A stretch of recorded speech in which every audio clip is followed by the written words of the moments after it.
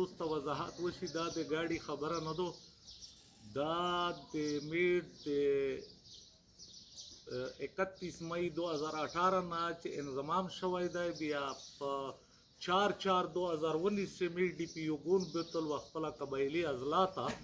نو پاک سے میر دے سرا د مرچ سے ډیر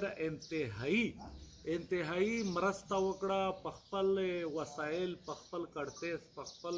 یونیفارم په څه شي بلکې د دیکانه ولو درته وی بازار سے په دغه وزیرې د پیجی سے وزیر ولګا کبه دا وایي چې د دکانداران دي چې په بازار کې دي دا به شکریا ادا کوي چې مرج الله څومره زمونه دا شیان یوړل او دا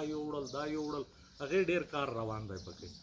تر اوسه روان دی نو دا ارشد د ریاست نه وي خو مونږ دا وایو چې یو نظام دی معین پاکستان منو د پاکستان اوسیدونکي پاکستان زمونږ ریاست دی چې دا ټول سیستم روان کی چې قوم ولسته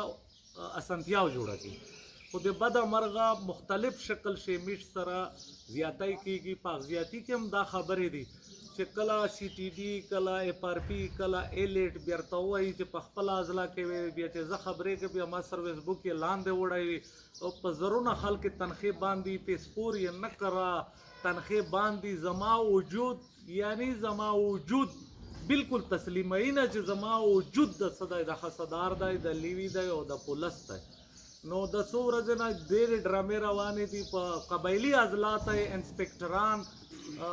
وغځول لکه په نارت کې به وي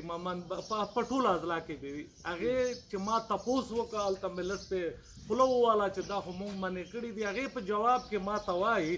چې په صوبه کې د انسپکټرانو زیاتی راغی هغه زیاتی چې کله د انسپکټرانو راغی نو مونږ و دې علاقه ته وغځول باید تنخواه به دغ ځای نه اخلي خو هلته بې لګي نه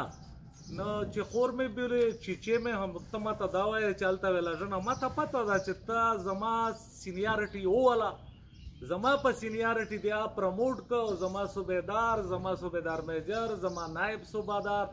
لکه په 22 نکات تا زما سره کومې خبرې کړې دي آته په یو نکات کې م غاړه نږدي نمبر 1 او په اوس موجوده حالات کې زه وایم چې لاندې د سیټل په تڼا باندې 1 کروڑ خرچه ورکوي زه وایم چې قبایلي اضلاع کې چې 3 ورکي په کروڑونو خرچه اپې کمه ده ولته هارډ ایریا ده تا ته پته ده ما ته پته ده زموږ مشران ته هم پته ده